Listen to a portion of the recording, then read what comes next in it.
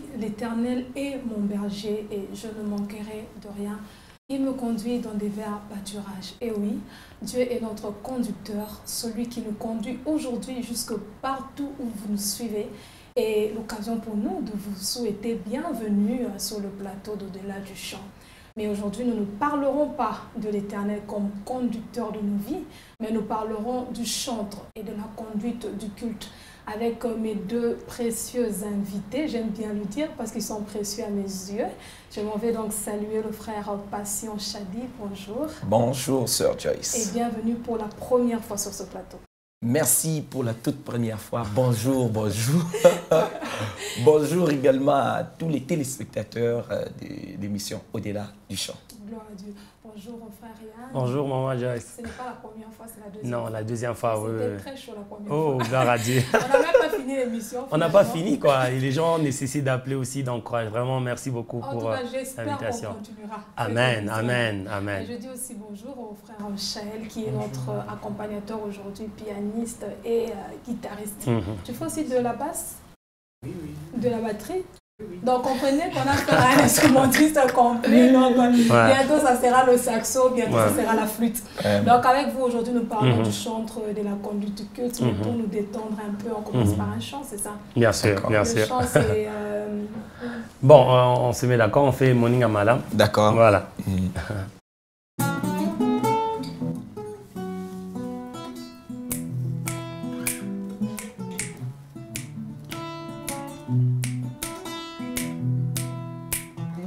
Nazana nelenge na bolingo nayebi kolinga te olangwisi motema na ngai Yesu moninga malamu nabenga yo na kombo nini nabenga yo papa na bana fololo ya motema Yesu elenge ya motema Yesu Yesu Yesu yo moninga malamu Yesu Yesu Yesu yo moninga malamu opekisa makambo etungisa ngai po mobembo yanga na yo esalema na kimia tolesa na mbuma bolingo napesa yo masanjoli okitisa nkembo na yo nabika kati na yo po nayeba yo na mozindo. Voilà. Je vais m'oublier qu'il fallait continuer l'émission. Réellement, c'était une très belle interprétation, un très joli duo. Que Dieu vous bénisse. Amen, amen. Aujourd'hui, nous parlons de la conduite du culte et du chantre. Alors, déjà, pour commencer, est-ce que la conduite du culte, est-ce qu'on peut dire que le conducteur du culte, c'est un modérateur? Est-ce que... Parce que vous voyez, conduire le culte, c'est quelqu'un qui est debout, qui est en train de conduire. Mais des fois, même à des conférences, c'est quelqu'un qui conduit, modérateur. C'est ça. Alors, les deux concepts, c'est la même personne ou comme mon frère Chadi? Ah, ok. Commence par moi, comme c'est la toute première fois. Merci. Donc, je vais récupérer quand même le retard. Merci beaucoup, Sœur Joyce. Je crois que, départ, déjà, la définition telle que vous avez essayé un peu de démontrer, conducteur de culte, modérateur, conducteur de louanges, maître des cérémonies. Ce sont des termes qu'on utilise pour désigner beaucoup plus dans nos églises la personne qui se place devant l'assemblée pour conduire l'assemblée dans la présence de Dieu. C'est cette personne-là qui essaie de prendre les efforts de tous les acteurs du culte, les mettre ensemble afin de nous conduire, de nous présenter dans la présence de Dieu. Mais il faudra beaucoup plus mettre l'accent sur les conducteurs de culte, parce que là, les mots-clés pour moi, je me disais, il y a conducteur, il y a modérateur, mais c'est les cultes, ce qui fait la différence. Parce qu'il peut être modérateur à une fête de mariage, il peut être conducteur d'un mariage ou d'une réunion, je ne sais pas quoi. Mais c'est les cultes qui fait l'accent aigu de la personne. Je peux même ajouter quelque chose. Parce que, vous savez, j'aurais même souhaité, ou ma prière serait de voir aujourd'hui l'Église avoir des conducteurs de culte et non des modérateurs. Yes. Parce qu'on se rend compte qu'un modérateur, c'est celui qui fait respecter chaque étape du culte. Il est là pour ça. Mais un conducteur de culte, il fait en sorte ou il travaille de manière à ce que le peuple rencontre Dieu. Quand le peuple a rencontré Dieu, ah bon, il a fait son travail. Maintenant, on se rend compte que nous avons des gens à l'église qui sont modérateurs, qui sont en train de respecter un canevas qui est là. Il y a même un papier qui est là, donc de 8 heures. Alors, même si vous êtes en train, déjà, vous êtes au champ d'entrée et vous sentez que la présence de Dieu se manifeste déjà, lui, il ne tient pas compte de ça. Lui, il a envie d'arrêter et de vous faire passer à l'étape de la repentance. Voilà, il faut qu'on passe vite à la repentance. Et puis tout de suite après, il faut que le Saint-Esprit.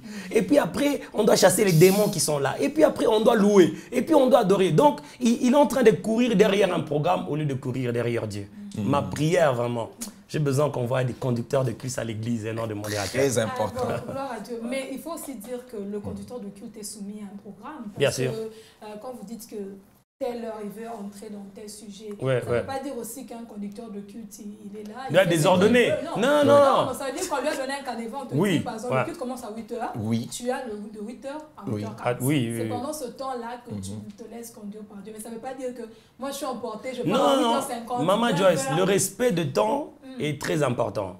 Voilà, parce que Dieu lui-même respecte le temps. Avant que nous soyons là, il nous précède, il nous attend. Par moment, quand on arrive en retard à l'église, Dieu est déjà là. On pêche. Alors, je veux simplement dire que le conducteur de culte doit courir après Dieu et non courir après un canevas. C'est juste ça que j'essaie d'expliquer à tous les téléspectateurs qui me suivent. Frères et sœurs, je n'ai rien contre les modérateurs qui respectent les temps à l'église, mais je prie que les conducteurs de culte soient animés de la volonté. Tant qu'on n'a pas encore vu Dieu, en tout cas, vous n'avez pas encore accompli votre tâche. S'il vous plaît, respectez les temps. Je sais que Dieu est fidèle, il travaille avec vous, mais il veut voir en vous le souci, le désir de le chercher, de vouloir le rencontrer, en fait. Quand il voit son nom, il va se laisser manifester et nous serons dans le temps. Rassurez-vous.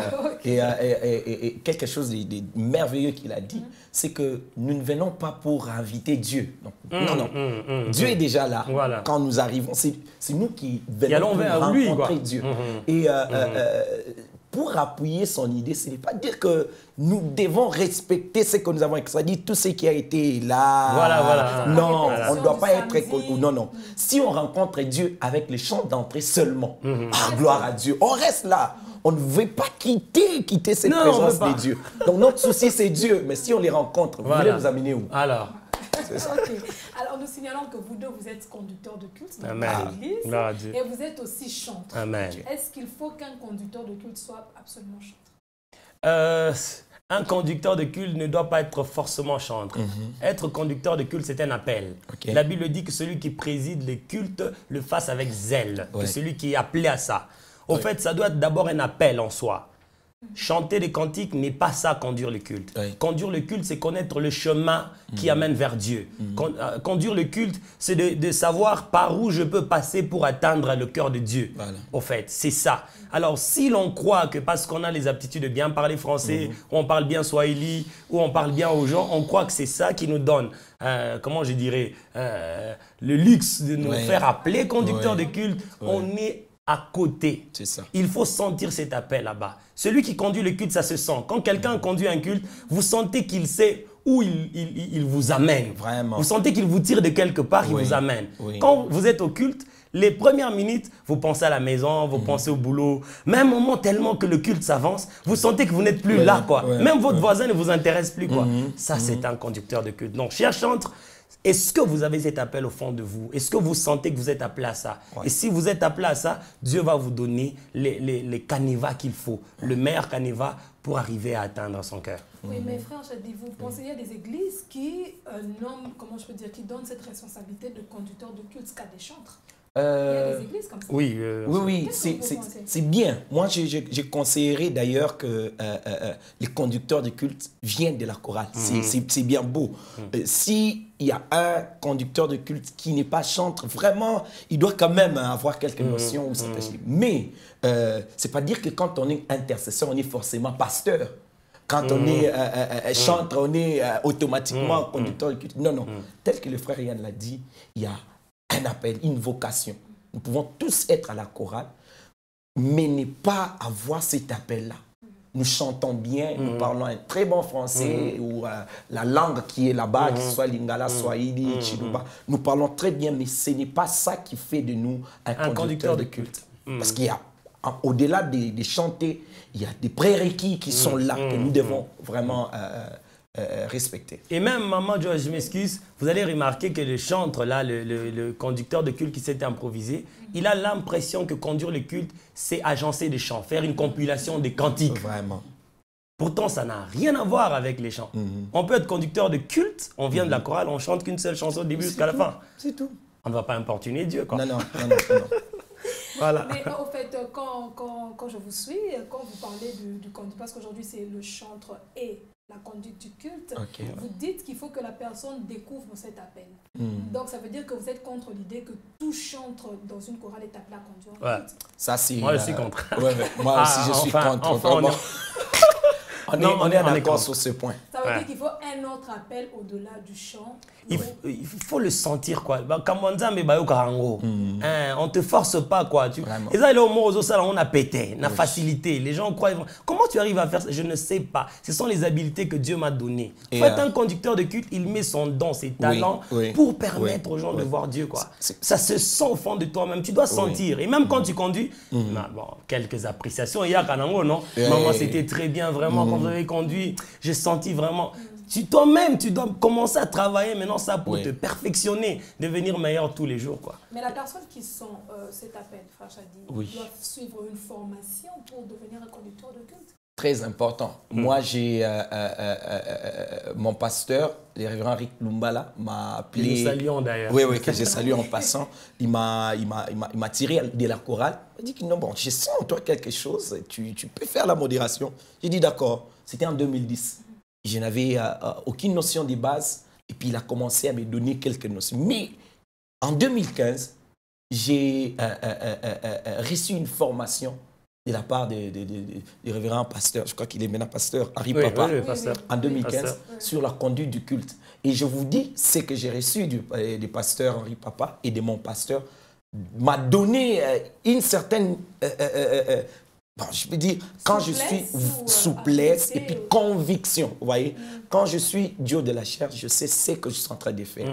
Je connais ici où je me trouve et après où est-ce que je dois être et qu'est-ce qu'il faut que je puisse placer à la 10e minute pour qu'on puisse atteindre telle ou telle autre chose. C'est très important. Amen. Moi, je crois que le pasteur ne doit pas se limiter à dire non, tu chantes bien, viens, tu conduis les cultes. Non, tu parles bien, viens, tu conduis les cultes. Non, non. Il faut vraiment une formation. C'est important. Mais au-delà de la formation, il faut surtout une connaissance de la parole de Dieu, parce que des fois, si les conducteurs de culte, des fois, ils nous conduisent sur un terrain qu'on ne maîtrise pas. Ah oui, il y a des moments où quelqu'un nous donne une réponse qui n'est pas basée sur la parole. Non, Maman Joyce, j'aimerais parler à mes bien-aimés frères et sœurs chantres qui me suivent. De la même manière que le pasteur prenne autant de temps pour préparer la parole de Dieu qu'il va nous donner dimanche. Très important. De la même manière qu'il va lire 5 Bibles, qu'il va aller en grec, concordance. De la même manière, nous aussi chantres, nous devons prendre du temps pour préparer notre ministère. Notre ministère, c'est un ministère spirituel. Il est basé sur la parole de Dieu. Vous imaginez qu'au ciel, Dieu est entouré des chantres. Qui le loue tous les jours. C'est qu'il prend au sérieux ce que nous sommes en train de faire. Nous devons connaître la parole de Dieu parce que la chanson, en fait, c'est la parole de Dieu, mais sous une forme mélodique. C'est la mélodie qui accompagne les paroles spirituelles que nous sommes en train de dire. Donc, quand un chantre ne connaît pas la parole de Dieu, je me demande qu'est-ce qu'il fait à la chorale. Bien sûr, et en plus de ça, Papa Yann et Maman Joyce, en plus de la connaissance de la parole de Dieu, et les conducteurs de culte sont censés avoir une certaine connaissance en ce qui concerne la culture générale. Oui. Les conducteurs de chant doivent être aussi appelés à avoir un certain niveau intellectuel.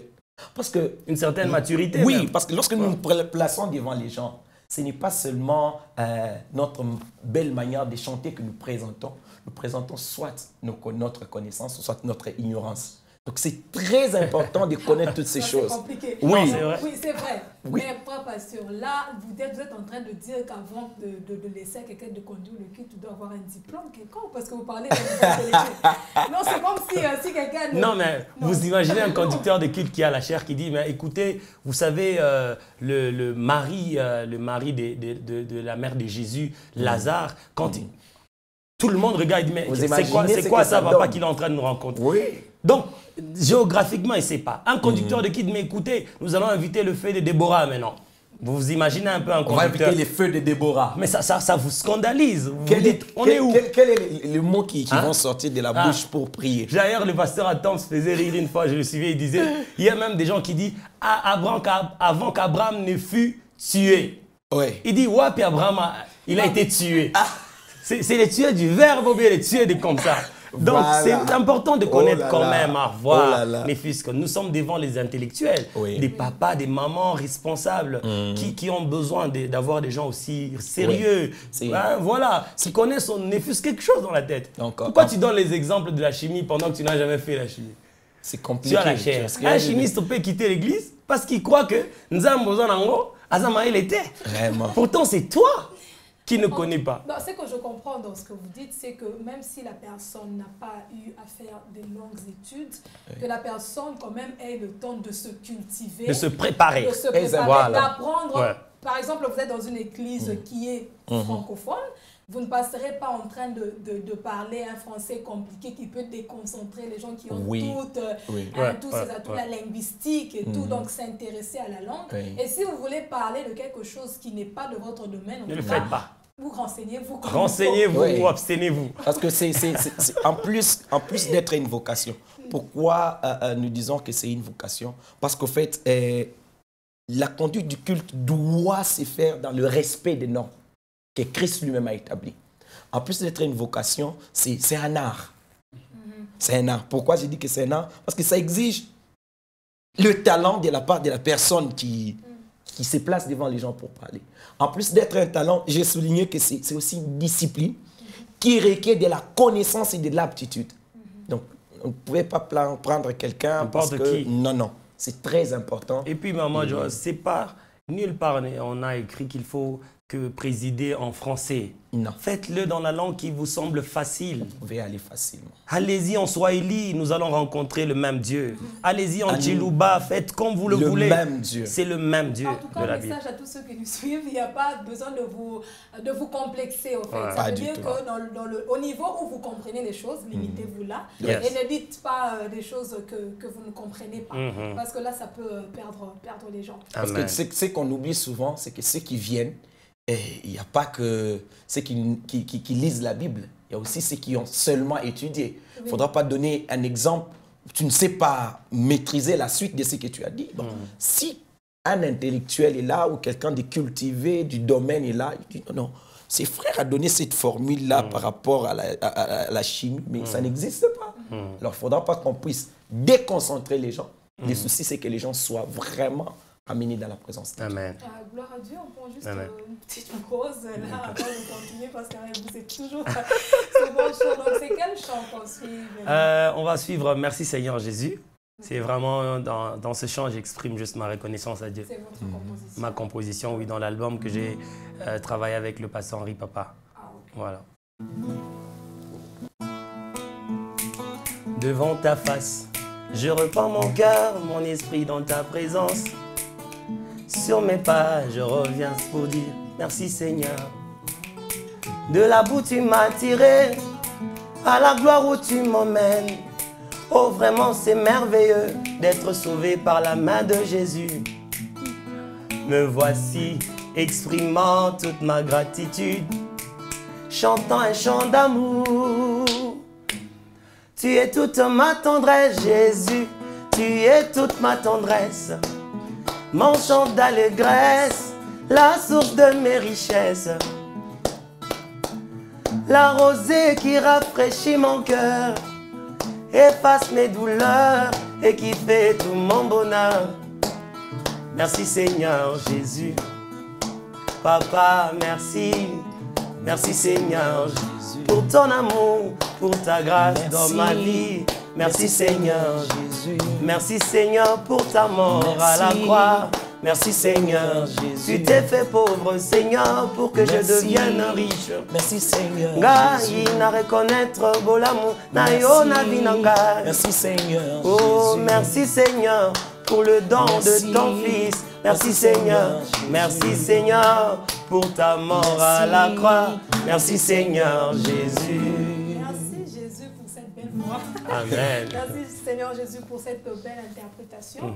Et nous revenons à notre sujet. On a parlé déjà du conducteur de culte, comment il faut... Ce que nous cherchons, c'est rencontrer Dieu. Yes. Mais est-ce qu'il y a un canevas à suivre quand quelqu'un doit conduire le culte, Frère Chadi? Canevas par rapport au culte, pour ne pas parler d'une certaine liturgie, je ne vois pas une liturgie établie que nous devons partir comme ça. Mais dans la Bible, en lisant ce que Dieu a donné comme image, par exemple, à Moïse, a dit quand tu vas construire les tabernacles, tu le feras selon l'image que je te montrerai. Alors, c'est peut-être des éléments qui peuvent nous aider à nous approcher de Dieu. Il y a les tabernacles, par exemple, la prière de notre Père, c'est-à-dire avec les tabernacles, il y a, vous pouvez faire un parvis, un lieu saint, un lieu très saint. Donc, au travers de ces cheminements, parce que quand on parle de cela, ce n'est pas dire que nous nous ramenons dans ce qui a déjà été dévoilé, non. C'est-à-dire quand je parle du parvis, c'est le moment où nous nous retrouvons dans les cultes. Vous voyez? Quand je me retrouve dans les cultes avec toutes les pensées possibles, avec tout ce que j'avais dans mon esprit, c'est là que je suis en train de chercher la concentration. Et puis, il y a des moments où nous quittons le parvis pour entrer dans le lieu saint. C'est là que nous sommes en train de contempler la gloire de Dieu. Et les lieux très saints, c'est les moments où nous avons maintenant rencontré Dieu.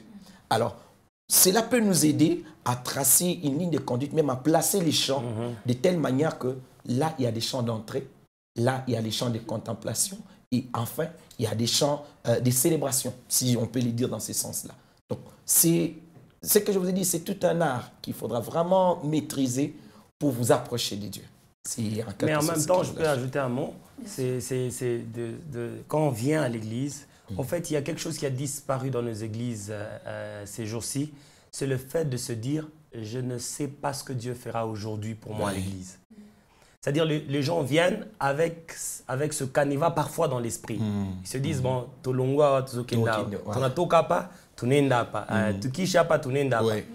il n'y a plus cette soif de se dire, fais tout ce que tu veux aujourd'hui, Seigneur. Je m'attends à toi. Surprends-moi, par exemple. Il n'y a pas ce côté-là. Parce qu'on a déjà mémorisé le modèle du tabernacle. Voilà. Quand même le modérateur ou le conducteur de culte, entre guillemets, saute une étape, on dit, oh, aujourd'hui, on n'a pas confessé. Pourtant, j'avais dit, dès qu'on a eu ce moment-là, je vais dire vraiment à Dieu ce que j'ai fait. Mais ça, tu n'as pas dit à la maison. Alors, c'est ça la question. Donc, en tout cas, ce modèle du tabernacle n'empêche pas que la personne qui vient au culte soit soifée de Dieu, se dise « je t'attends ». Si tu dois me toucher à la repentance, touche-moi. Si c'est à la louange, touche-moi. En tout cas, je m'attends à toi du début jusqu'à la fin. Même au moment de communiquer, Seigneur, si tu veux faire un miracle, fais-le. Parce que je suis totalement disposé à toi. Alors là, c'est une responsabilité des personnes qui viennent aussi à l'église. Pas seulement la responsabilité du conducteur du culte. Puisqu'il s'agit du culte. Oui, moi, mais... je quitte chez moi à la maison, je vais au culte, je dois m'attendre à Dieu et non au conducteur. Mais le conducteur de culte doit aussi s'assurer, doit aussi conscientiser le peuple qui arrive. Parce que tout le monde qui vient n'a pas la même concentration. Il y a des gens, quand ils entrent dans la présence de Dieu, 2 minutes après, il est déjà en face de son Seigneur. Vraiment. Mais il y en a qu'il faut pousser pour qu'il arrive à se connecter, quoi. Donc, le conducteur de culte aussi, il a au moins l'obligation de rappeler aux gens que nous sommes là pour Dieu, que nous ne sommes pas là pour nos beaux vêtements, que nous ne sommes pas là pour... Non, non, non, nous sommes venus pour Dieu. Les frères là qui viennent souvent pour la sœur là. Non, non, non, on ne vient pas au culte pour la sœur là, on vient au culte pour Dieu. Donc, le conducteur de culte doit rappeler ces choses-là à l'église. Toutes les pensées de toutes les personnes au fait, autour de la personne de Christ. Fixer le regard. C'est ça l'essentiel. Voilà. Parce que je crois qu'il y a aussi la maturité de l'assemblée. qui joue, c'est très important. Ouais. Il faudrait que tous ceux qui s'approchent de Dieu croient que Dieu existe. Et que quand j'ai franchi les seuils du portail de l'église, je dois me retrouver dans la présence de Dieu. Amen. Hébreu est en train de nous dire, mais vous êtes approchés de la cité sainte, des myriades et tout. Il est en train de nous mettre face à des réalités spirituelles qui existent lorsque nous nous rencontrons.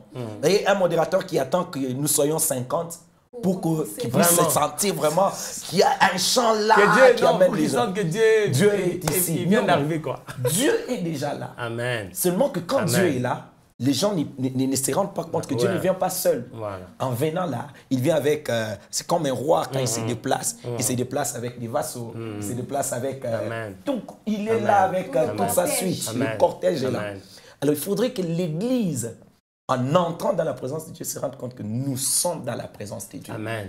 À côté de moi, il n'y a pas qu'une chaise vide, il peut y avoir aussi un ange assis. Amen. À côté de moi, il n'y a pas qu'une sœur, il peut y avoir aussi l'un des 24 veillards à côté de moi. Okay. Pourquoi pas? Mais Papa Chadi, vous savez, Dieu lui-même le dit, là où deux ou trois, modérateur et moi qui viennent d'arriver, déjà c'est bon. Et Papa Franck nous faisait rire la fois passée. Parce que s'il avait dit que 10 000. Bon, les églises qui n'ont que 3. Ça allait être compliqué, quoi. Donc, quand il dit 2, ça veut dire qu'il suffit seulement que tu sois toi et ton pasteur. Dieu est là. Amen. Mais il y a même des églises qui reportent le début du culte parce que les gens ne sont pas encore là. On s'est dit non. Ils le font. Tu peux, oui, il y a des gens comme ça. Il y a un pasteur qui avait donné un témoignage. Il dit qu'on l'avait invité à une église. Il appelle, il dit, au fait, le culte, ça sera à quelle heure? Il dit, non, le culte, ça sera à 16h. Il dit, comme ça, il s'est arrangé, il arrive devant l'église, il trouve le portail fermé. Oh là là. Et puis il appelle le pasteur, il dit, mais pasteur, le culte commence à quelle heure? Bon, on dit toujours comme ça, 16h, mais on peut commencer vers 17h. Vraiment. Mais c'est ça. Là, Et même à nos répétitions, nos séances de répétition, la réunion des mamans, la réunion des papas, des jeunes. Oh, maman, on attend. Il est l'heure, mais on dit non, abana ba mingi, alors que ça n'a rien à voir avec la quantité, mais ça a tout à voir avec la qualité de ce que nous venons donner à Dieu et ce que nous venons recevoir de Dieu. Parce que les conducteurs de louange ou les conducteurs de culte doivent ne pas seulement être celui qui rend les cultes à Dieu, mais il doit être les cultes. Lui-même, il doit être les cultes pour Dieu. Si je suis un culte, je n'attendrai pas à ce qu'il y ait quelqu'un à côté pour activer les cultes. Donc, c'est parmi les choses qui... Mais comment on fait pour sélectionner? Parce qu'il y a des gens peut-être qui nous suivent, qui se demandent, mais comment est-ce que les conducteurs de culte font pour sélectionner les chants pendant un culte? Il y a un thème, est-ce que c'est le pasteur qui donne la liste des chants, c'est pour cela qu'ils chantent ou c'est comment? Mais déjà, il faut nuancer que tous les cultes ne sont pas pareils. Parce qu'il y a des cultes d'enseignement. D'enseignement, de célébration. Le dimanche, c'est des fois un culte mélangé où il y a une prédication, il y a quand même un long moment de célébration. Il y a des églises où il y a le mercredi ou peut-être le mardi qui est vraiment concentré sur les enseignements, mais aussi des cultes de prière. Où des fois, il n'y a même pas d'intervention, de prédication. Comment les gens, comment vous, conducteurs de culte, vous faites pour agencer les chants? Maman, non, papa, à vous la parole. Merci.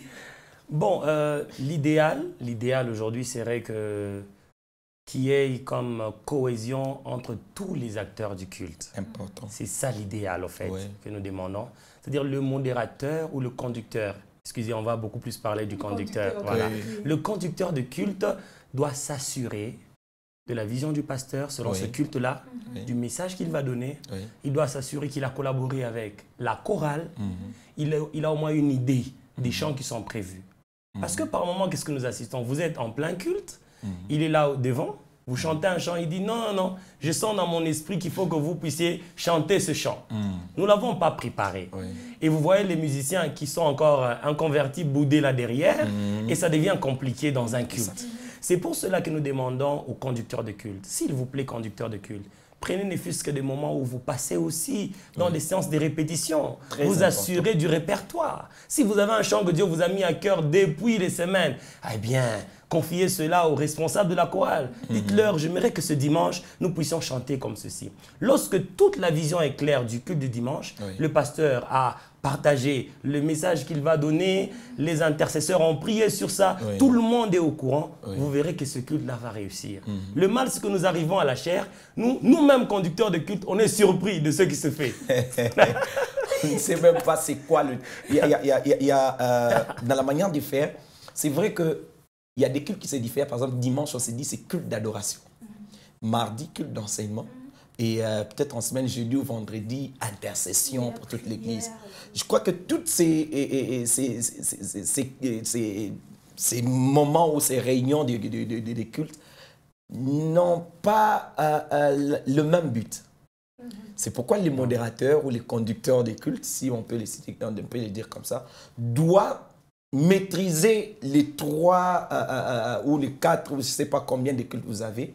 Parce que les cultes d'adoration, la manière de conduire les cultes, ce sera peut-être différent avec un culte d'enseignement par rapport à quelques détails. Vous voyez par exemple les cultes de prière.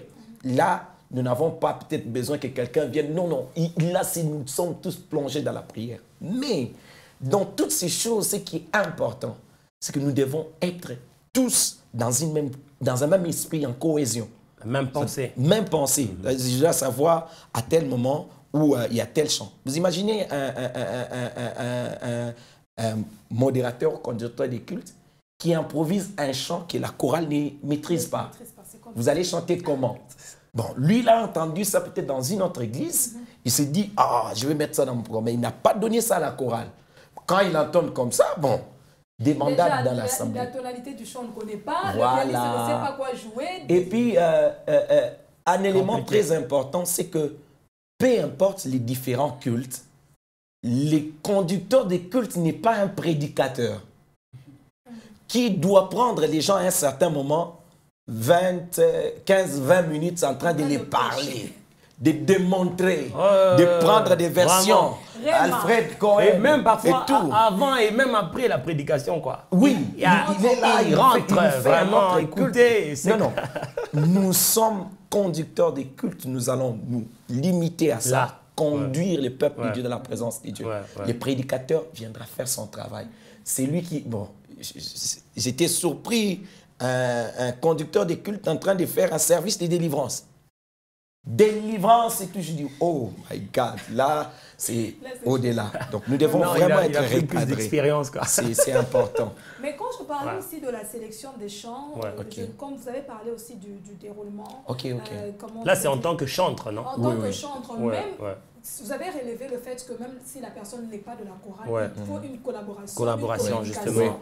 Pourquoi pas venir répéter avec les choristes, savoir que telle chant, ça sera sur tel nom. Les choristes peuvent te dire que non, tel chant là c'est 4 sur 4. Ce chant là c'est 3 sur 4. On ne peut pas mettre ça ensemble. Les idées que vous n'aviez pas. Il ne faut pas se limiter. Parce que quand un culte n'est pas préparé, même on sent qu'il y a des improvisations. Mais quand je parlais de la sélection de chants, c'est dans le sens...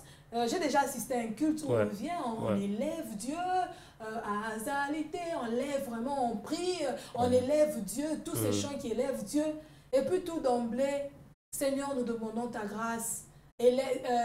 C'est quoi ces chants où qu'on manifeste ta gloire et tout? Ouvre les cieux sur nous. Ouvre les cieux sur nous, ça va encore. Non, je suis dans la souffrance. Et je ne comprends pas. Seigneur, moi, j'étais déjà en train d'élever comment tu m'aimes plus, quoi? Comment tu m'as abandonné?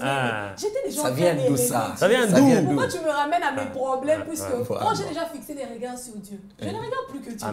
Mais quand tu me ramènes encore, maintenant, je commence à me rappeler, oui, c'est vrai, j'ai pas de provision. C'est comme si on nous ramène à nos réalités. Et je pense qu'il y a quand même un cheminement, en fait. Quand on a déjà élevé Dieu, mais sa gloire est déjà là. On s'attend à ce qu'il agisse, on attend à ce qu'il se manifeste. Mais maman, je crois que c'est aussi ce qu'on avait relevé, la maturité du conducteur du culte. Même quand on choisit les chants à la chorale, je ne sais pas comment les gens font pour choisir des chants, mais tout cela doit être guidé par le Saint-Esprit. Dieu, il est le maître, il sait ce qui lui convient, il sait ce qu'il a envie d'entendre dimanche. c'est pas toi de vouloir faire un truc pour faire plaisir au pasteur. Non, non, non, tu ne loues pas le pasteur, tu adores le Dieu créateur du ciel et de la terre. Donc, s'il te plaît, tu dois comprendre que tu vis pour Dieu, tu es là pour Dieu et tu dois faire tout pour Dieu. Dieu, il a quelque chose en lui qu'il attend de nous le dimanche quand on vient au culte. La Bible dit, le Saint-Esprit de Dieu, il connaît même la profondeur de Dieu. Donc, nous devons nous confier entre les mains du Saint-Esprit et lui dire, Seigneur, qu'est-ce que tu veux qu'on te chante ce dimanche? Donne-nous le chant qui te feront plaisir. Pas les chants qui, oh, ils ont bêta, mamicolo, ils ont ça, succès, tout ça. Ça n'a rien à voir. Ça n'a rien à voir. Peut-être pour ajouter, Papa Yann, je ne voudrais pas aussi revenir à ramener les gens à quelque chose de liturgique, mais j'aimerais dire, pour moi, je considère toujours les cultes ou les déroulements, la préparation du culte avec 3 catégories de chants ou 3 niveaux de chants. Je prends les chants d'entrée, c'est-à-dire quand les gens viennent, je peux commencer avec un chant d'entrée. Les chants d'entrée, ce sont des chants qui nous permettent, qui nous introduisent dans la présence de Dieu. Si vous voyez les albums du fait Papa Alain Mouloto. Donc, le cheminement, là. Déjà, le premier chant qui prépare l'album. Sublime, voilà. Entre les colonnes, j'avance dans tes parvis. Une heure dans ta présence, il y avait beaucoup. Tu es digne, Seigneur. C'est un chant d'entrée.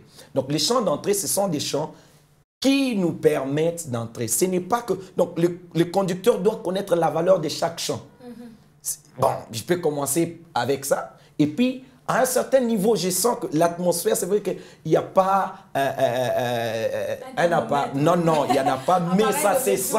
Ça se sent qu'ici, nous avons quitté le parvis. Ici, nous sommes déjà dans les lieux saints. Et dans les lieux saints, je propose souvent des chants de contemplation. C'est tous ces cantiques-là qu'on dit, cantiques d'adoration et tout, et tout. Et ce n'est pas toujours tel que Papa Yann l'a dit que non, vous devrez suivre ça. Il y a des chants de célébration. C'est-à-dire, on peut commencer par les chants de célébration et terminer par un chant de contemplation. Les chants de célébration, c'est tout ce que nous, en tant que Congolais, on appelle les chants de louange. Louange, là, tout. Alors, c'est pratiquement ce qui peut nous aider quand même pour atteindre l'idéal en ce qui concerne... Gloire à Dieu, je savais vraiment que ce sujet, il y avait beaucoup de choses à dire. Vraiment. Surtout quand sur le plateau, on a 2 pasteurs, 2 prédicateurs, disons, de la parole de Dieu, des personnes qui ont vraiment le souci de nous parler de la part de Dieu. Donc, nous parlons aujourd'hui du chantre et de la conduite du culte. Vous avez compris que nous n'avons pas pu tout dire, mais nous vous promettons que nous aurons encore sur ce plateau toujours le frère Yes. et le frère Yann. Merci beaucoup. Nous serons encore là avec la deuxième plaisir. partie de cette émission parce qu'il y a beaucoup de choses à dire. Il y a peut-être des conseils ou des astuces que nous donnerons à toutes ces personnes qui sentent cet appel, mais aussi à toutes ces personnes qui pratiquent déjà. Mais dans tout ce que nous avons dit aujourd'hui, ce que j'ai retenu, c'est que Jésus-Christ doit être au centre du culte. Si vous êtes devant les gens, ils ne sont pas là pour vous. Ils ne sont pas là pour entendre votre belle voix. Ils sont venus pour Christ. Ils sont venus décharger leur fardeau devant Jésus. Ils sont venus rencontrer le chef et le consommateur de leur foi. Alors n'oubliez jamais cela. Je vous bénis de partout où vous êtes, nous vous disons que Dieu vous bénisse, que Dieu bénisse le frère Chadi, que Dieu bénisse le frère Yann, ainsi que le frère Shael, multi-instrumentiste polyvalent. Que Dieu bénisse aussi l'équipe qui nous a accompagnés, le frère Ray qui est toujours disponible, ainsi que notre réalisateur Benjamin Mouela. Que Dieu vous bénisse tous. Merci. Au revoir et à la prochaine pour un nouveau numéro de Delà du Chant. Que Dieu vous bénisse encore. Merci.